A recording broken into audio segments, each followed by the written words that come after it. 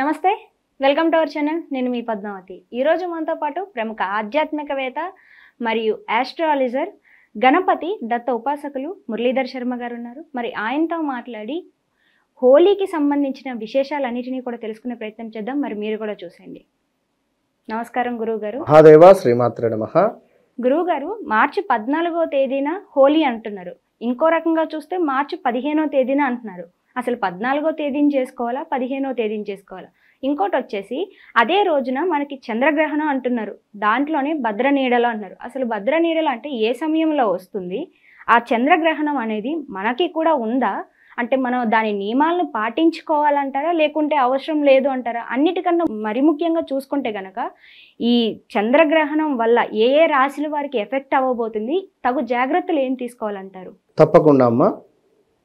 ముందుగా ప్రేక్షకులకు, ఇక్కడ సబ్స్క్రైబర్స్కు హోలీ పండుగ శుభ ఆశీస్సులు.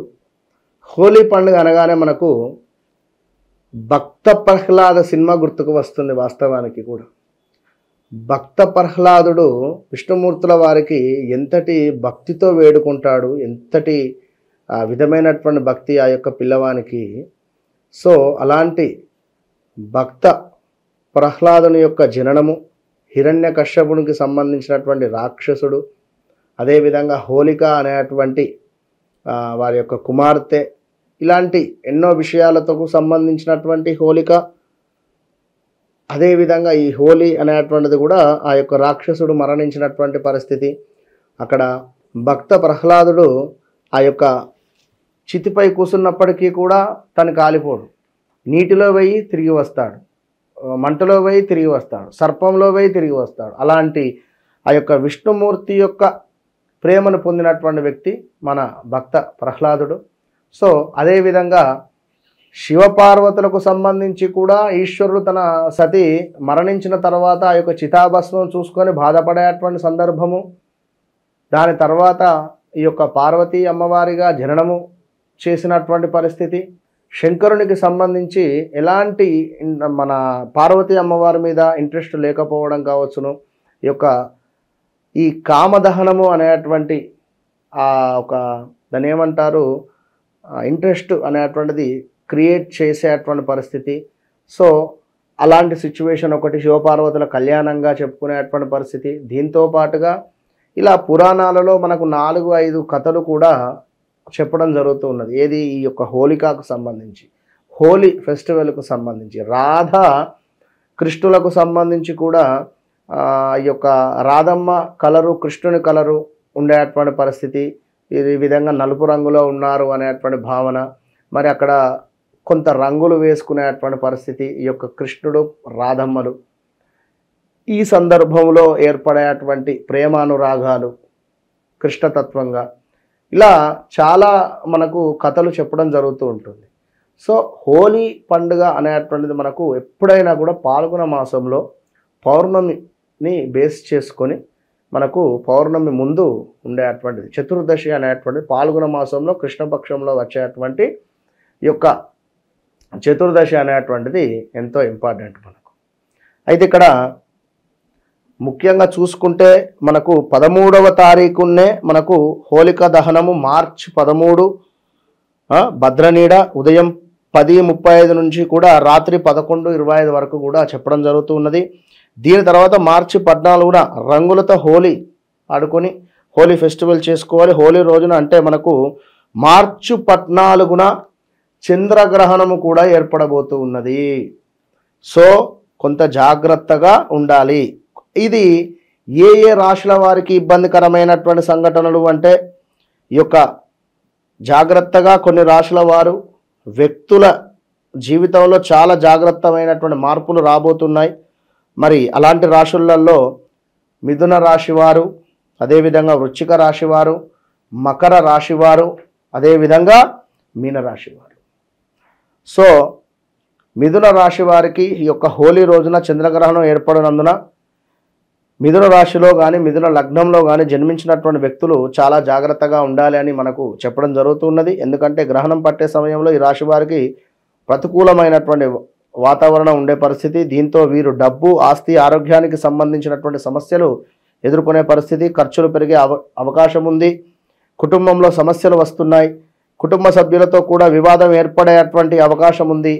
ఉద్యోగులు పనిలో సమస్యలను కొన్ని ఎదుర్కొనేటువంటి పరిస్థితి ఉంది. దీంతో పాటుగా వృశ్చిక రాశి వారికి, వృశ్చిక రాశిలో జన్మించినటువంటి వ్యక్తులకు చంద్రగ్రహణం వల్ల కొన్ని నష్టాలు ఎదుర్కొనేటువంటి పరిస్థితి ఉంది. కొత్తగా వ్యాపారాన్ని ప్రారంభించాలనుకునేటువంటి వారు వాయిదా వేసుకోవడం మంచిది. ఈ సమయంలో వ్యాపారంలో నష్టం జరిగేటువంటి అవకాశం ఉంది. ఈ సమయంలో తొందరపడి ఎటువంటి నిర్ణయాలు కూడా తీసుకోకుండా ఉంటేనే మంచిది అని చెప్పడం జరుగుతుంది. కుటుంబ సభ్యుల ఆరోగ్యం పట్ల కూడా శ్రద్ధ వహించాలని చెప్పడం జరుగుతున్నది. మకర రాశి వారు హోలీ రోజున ఏర్పడేటువంటి చంద్రగ్రహణం కారణంగా కొంత కెరీర్లో సమస్యలు ఎదుర్కొనే పరిస్థితి ఉంది. ఆఫీసులో అధికారులు సహోద్యోగులతో సమన్వయం చేసుకోవడంలో కొన్ని ఇబ్బందులు కలిగేటువంటి అవకాశాలు సూచిస్తున్నవి. ఈ సమయంలో ఆదాయం తగ్గవచ్చును, కొంతమేర మానసిక ఒత్తిడికి కారణం కావచ్చును. ఇక మీనరాశి వారు చూసుకున్నట్టయితే వీరికి, మీనరాశి వారికి డబ్బు సంపాదించడంలో ఇబ్బందులు ఎదుర్కొంటారు. డబ్బు ఆదా చేయడంలో కూడా ఇబ్బందులు ఎదుర్కొనేటువంటి పరిస్థితి తలెత్తే పరిస్థితి ఉంది. అధిక ఖర్చులు చేయాల్సి వస్తుంది.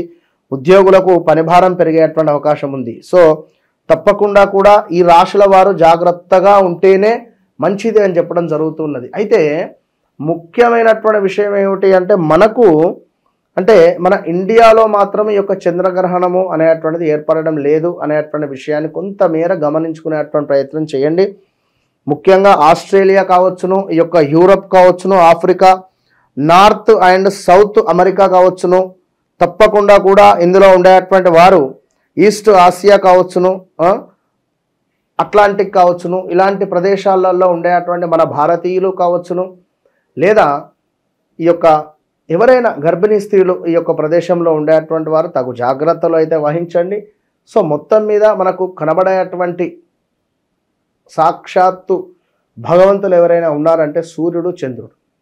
సో చంద్రగ్రహం ఏర్పడేటువంటి సందర్భం మనకు ఉంది కనుక ఈరోజు తప్పకుండా విశేషంగా జపాలు కావచ్చును, ఏదైనా అభిషేకం కావచ్చును, ఇంట్లో అయినా కూడా ఈశ్వరునికి చక్కటి పూజ చేసుకున్నా కూడా ఓం నమ శివాయ అనేటువంటి మంత్రాన్ని ఈరోజు మీరు ఒక జపంలాగా చేసుకున్నా, ఈ ఇంట్లో ఉండేటువంటి శివలింగానికి అభిషేకం చేసుకున్నా, కుదిరితే బియ్యాన్ని దానంగా ఇచ్చుకున్నా విశేషమైనటువంటి మనకు ఫలితాలు కనబడుతున్నవి. సో మనం చెప్పినటువంటి ఈ యొక్క రాశుల వారు ఎవరైతే ఉన్నారో మిథున రాశి, అదేవిధంగా వృశ్చిక రాశి, మకర రాశి, మీనరాశి వారు సో తప్పకుండా తగు జాగ్రత్తలు తీసుకోండి. చంద్రగ్రహణము మనకు లేదు భారతదేశంలో అనేటువంటి విషయాన్ని మీకు స్పష్టం చేస్తూ ఉండేటువంటిది అమెరికా అని కానీ ఇవన్నీ కూడా చెప్పడం జరిగింది కనుక తగు జాగ్రత్తలు తీసుకోండి. All the best. గురుగారు చాలా చక్కగా వివరించారు. అయితే హోలీకి సంబంధించిన పూర్తి వివరాలను, దాంతోపాటుగా గ్రహణం గురించి కూడా చాలా చక్కగా ఎక్కడెక్కడ ఉందో పర్టికులర్గా నేమ్స్తో సహా అందరికీ అర్థమయ్యే విధంగా వివరించినందుకు మీకు కూడా ధన్యవాదాలు గురువుగారు.